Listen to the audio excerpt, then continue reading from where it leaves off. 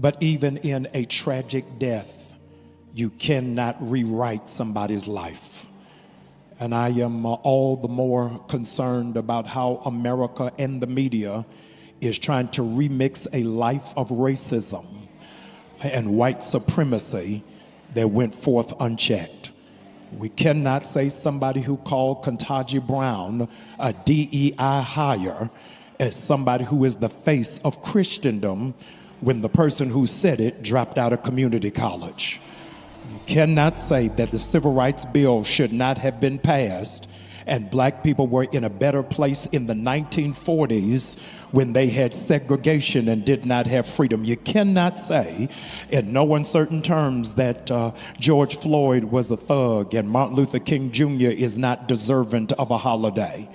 My heart is mourning today from pastors and churches all over this country who are going to have moments of silence and celebrate somebody who is trying to take the nation backwards. Pastor Jamal Bryant is a voice we have featured on this program previously. God, help me in here. I'm concerned about all of these Negro preachers who've been, in fact, talking about that this man that was killed was the answer to Christ in the earth. Y'all ain't saying nothing. They having moments of silence in black churches all over the country over a man that was racist and a white supremacist. How dare you compare him to Martin Luther King? The only thing that Charlie Kirk and Martin Luther King got in common is both of them was killed by a white man. After that, they got nothing else in common.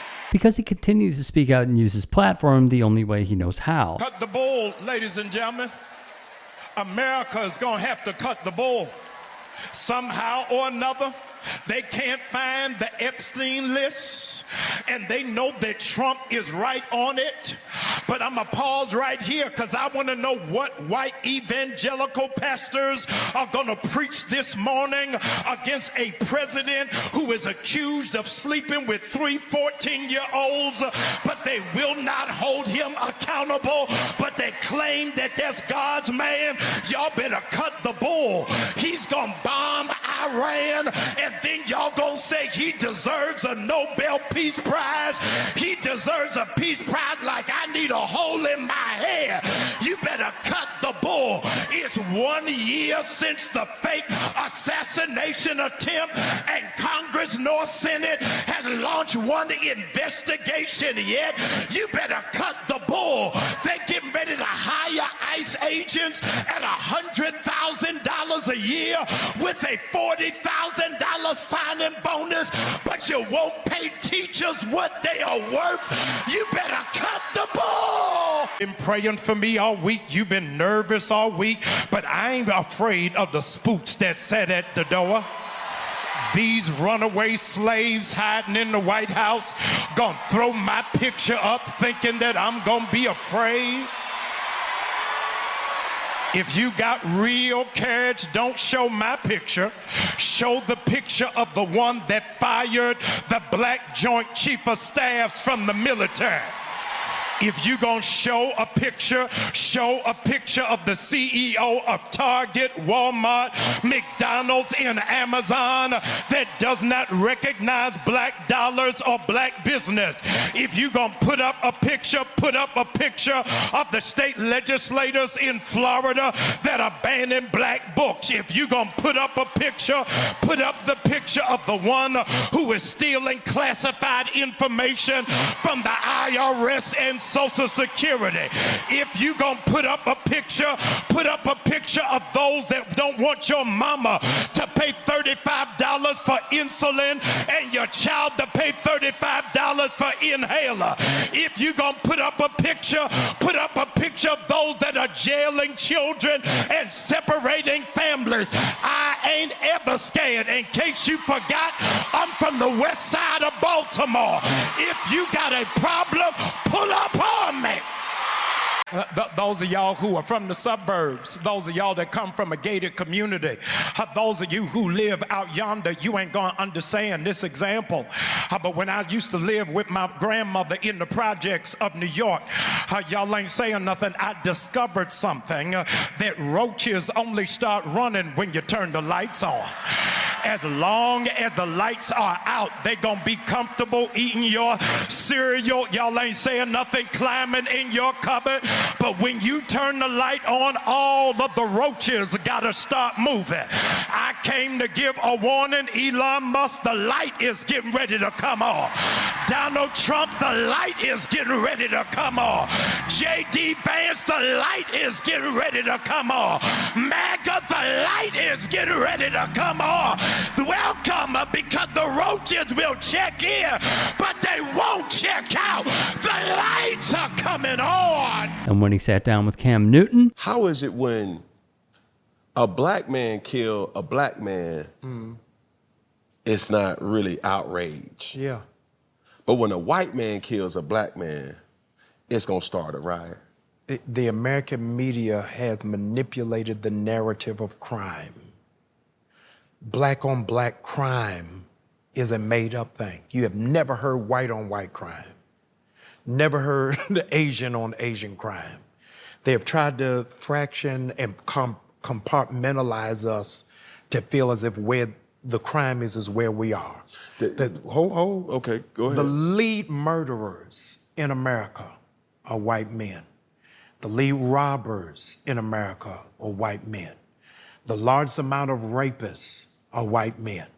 The highest number of domestic abusers is white men. The highest number of arrested pedophiles is white men. The greatest number of drug dealers arrested is white men.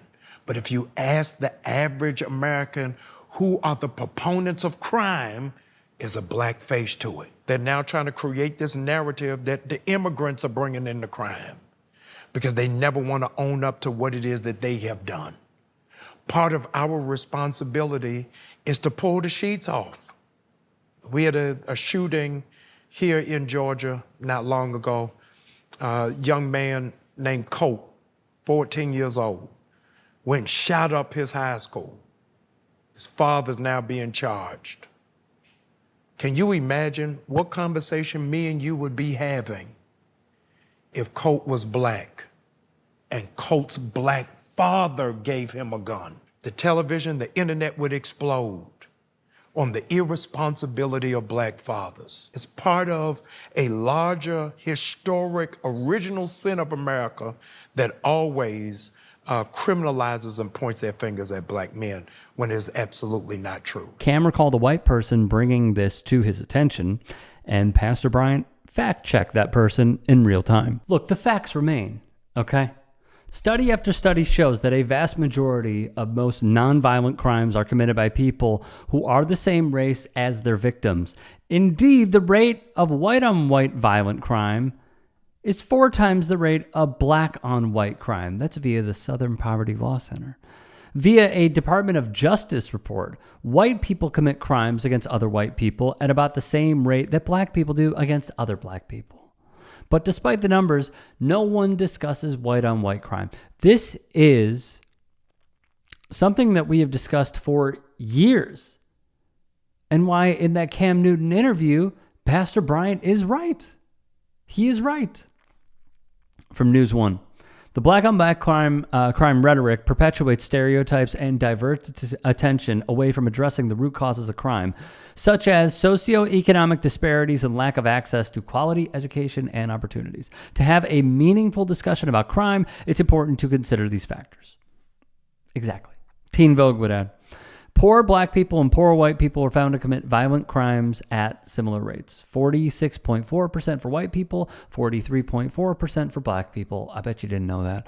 With the clear connection between poverty and crime rates, and the fact that the poverty rate for black Americans, 20.8 in 2018, is more than twice the poverty rate for white Americans, 8.1%. It's obvious that anyone who truly cares about lowering the crime rate in the states would spend their time and resources working to eradicate poverty. Yet look at where our priorities are. They are at getting rid of Jimmy Kimmel. I mean, the devil's in the details, man. This is absurd what's happening. And yet we still hear over and over this myth. And now that you have this information, now you know how to combat it and have these conversations with people. Because what we need to do is stop this completely in its tracks and not allow it to fester from one person to another.